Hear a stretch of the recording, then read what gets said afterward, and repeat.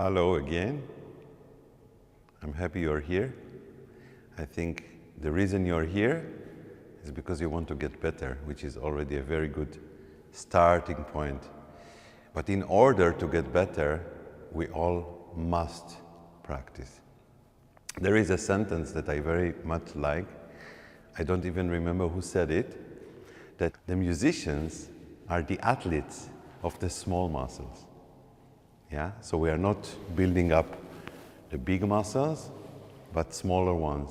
In the lips, maybe the tongue, the diaphragm, many different places. And in order to get better, the main or the most important rule is to practice every day. Better every day, even less than once in a while, a lot, because we practice muscles, we practice habits, we practice awareness, so it should really be a daily routine. We will get into it.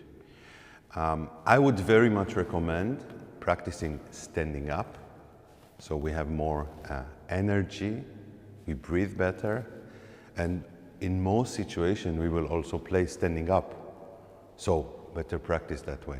Of course, in some cases we play sitting down, like some chamber music or orchestral playing. So in some cases we can also sit down, as long as we keep the body in good posture, we keep the breath working well, but as much as possible I would still recommend standing up. So the first thing before we play is awareness of posture. I discussed it already in another chapter, but let's just briefly go into it again. So we really want the best conditions for the body to function well, to breathe well. So first few points for posture is standing well grounded. Well grounded, I mean both feet on the floor, front, back, knees slightly bent or at least unlocked, so the muscles above the knees are free, so the belly can go down for a deep breathing. And then the hips on top of the feet, so to say, so they are not in front or in the back, but above the feet. And then we're going straight to the shoulders, above the hips, so not in front or in the back. And then the head is floating, so we give the condition for an optimal breath. So this is really the beginning, and then we start with the breath, support, which we discussed already, and we go into the playing. Okay. One other aspect to discuss a little bit is habits.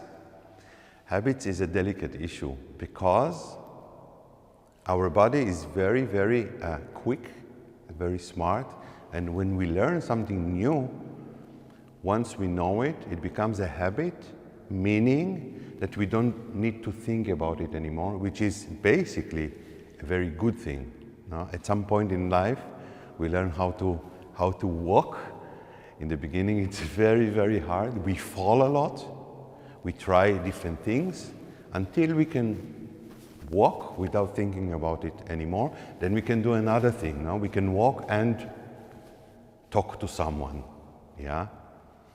Talking took us a long time also to learn. And then it becomes a habit. Breathing is almost automatic. The risk with habits is once we learn something that is not completely correct, it's very hard to change because the habits are very strong. And when practicing, unfortunately, some habits we might want to change. And the main thing about habits and the way in which we could change them is by putting awareness between action and reaction, or before our action. I will give you an example. If I tell you, bring me the pencil, your first thought would be, okay, I take the pencil and give, or anything else. When I get an order or a request, the first thing I tell myself is stop. This stop puts the awareness inside, and then I can give myself orders before I do whatever I need to do. For instance, if I want to breathe well, and then I get an order from you, from my teacher, from the conductor, or from myself, play. So instead of play, I do play, stop, posture, breath, support, play. Just an example, it could be many different other commands that I give myself depending what I want to work on. But it's very, very important, especially by practicing, then it will be also possible in other situations with other people on stage, in concert, in audition, to do it right, to do it in the way you really want to do it. So we are still before the practicing, we are still in the posture, and I would also like to emphasize the importance of the different areas of attention that we discuss in the sound chapter. Briefly, I will just say, it's the breath and support, it's the throat area, it's the mouth area, tongue, soft palate, resonance behind the nose, teeth, jaw, and of course lips. So there are lots of things that are going on that by practicing we want to bring into awareness. Of course, not all at once, but every now and then we want to put our awareness or concentration, focus somewhere else while practicing.